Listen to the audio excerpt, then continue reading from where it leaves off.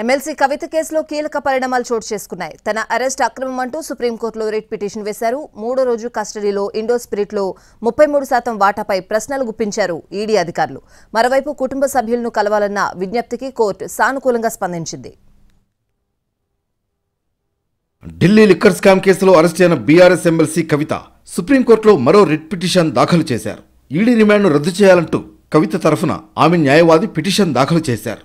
కవితను వెంటనే విడుదల చేయాలని ఆ పిటిషన్లో కోరారు. తన అరెస్ట్ విషయంలో రాజ్యాంగంలోని ఆర్టికల్ 21ను ఉల్లంఘించారని, చట్టపరమైన ప్రక్రియను అనుసరించకుండా అరెస్టు చేశారని కవిత అందులో పేర్కొన్నారు. తన అరెస్ట్ చట్టబద్ధం కాదని, ఏకపక్షంగా రాజ్యాంగ విరుద్ధంగా వ్యవహరించారని ఆమె ఆరోపించారు. పీఎంఎల్ఏ సెక్షన్ 19 ప్రకారం మహిళల విషయంలో పాటించాల్సిన నిబంధనలు ఉల్లంఘించినట్లు కవిత తెలిపారు. అందుకే ఈడీ రిమాండ్ను రద్దు చేయాలని, ఈడీ కస్టడీ నుంచి విడుదల చేయాలని ఆ పిటిషన్లో వివరించారు. మరోవైపు గతంలో సుప్రీంకోర్టులో దాఖలు చేసిన రిట్ పిటిషన్ను కవిత వెనక్కి తీసుకున్నారు. ఈడీ అరెస్టు చేయడంతో ఈ వ్యాజ్యంపై విచారణ అవసరం లేదని భావించి ఉపసంహరించుకున్నట్లు ఆమె తరఫు లాయర్ తెలిపారు.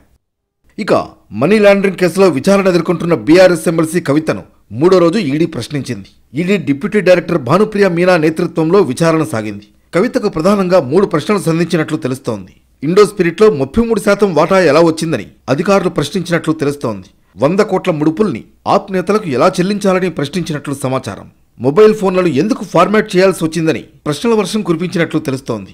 కవితని 7 రోజుల కస్టడీకి తీసుకున్న ఈడీ అధికారులు ఆమెను భిన్న కోణాల్లో ప్రశ్నిస్తున్నారు. మరోవైపు ఢిల్లీ లిక్కర్ కేసు విచారణలో కీలక పరిణామం జరిగింది. కేసును విచారిస్తున్న రౌస్ ఎవెన్యూ కోర్టు న్యాయమూర్తి బదిలీ అయ్యారు. ఇప్పటి వరకు కేసును విచారిస్తున్న న్యాయమూర్తి నాగ్పాల్ బదిలీ అయ్యారు. ఆయన స్థానంలో న్యాయమూర్తి కావేరీ బవేజాను నియమించారు. ఈడీ కస్టడీలో ఉన్న కవితకు కాస్త రిలీఫ్ దక్కింది. ఎమ్మెల్సీ కవిత ఢిల్లీలోని రౌస్ ఎవెన్యూ కోర్టులో మరో పిటిషన్ వేశారు.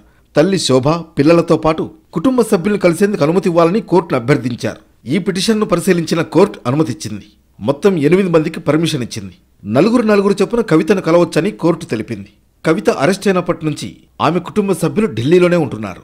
కేటీఆర్, హరీష్ రావు రోజు సాయంత్రం కవితను కలుస్తూ పలు విషయాలపై చర్చిస్తున్నారు.